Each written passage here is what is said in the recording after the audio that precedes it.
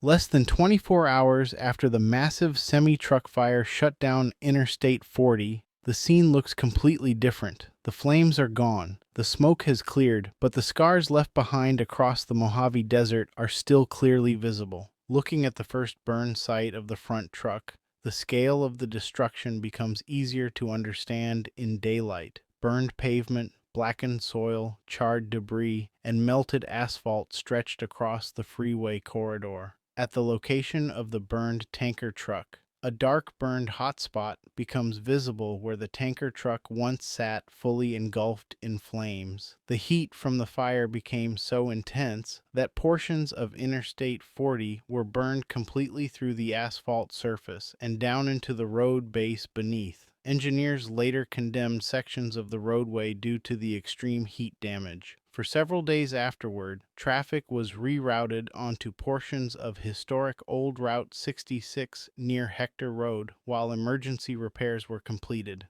Have you ever seen heat damage severe enough to destroy an entire section of freeway? Comment below with your experience. At the first truck location, another detail begins to emerge: the visible path left behind by burning fuel flowing away from the crash scene. The fuel spread across the shoulder area and continued flowing toward the rest area on-ramp connecting back onto Interstate 40. Overnight, environmental cleanup crews were forced to remove large amounts of contaminated soil from the affected area.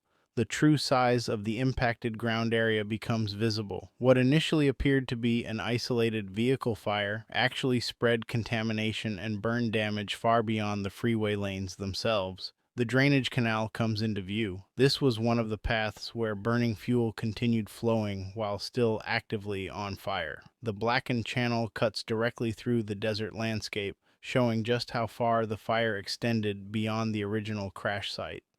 Do you think desert environments like the Mojave are more vulnerable to large transportation-related fires because of isolation and limited resources? Comment below with your thoughts.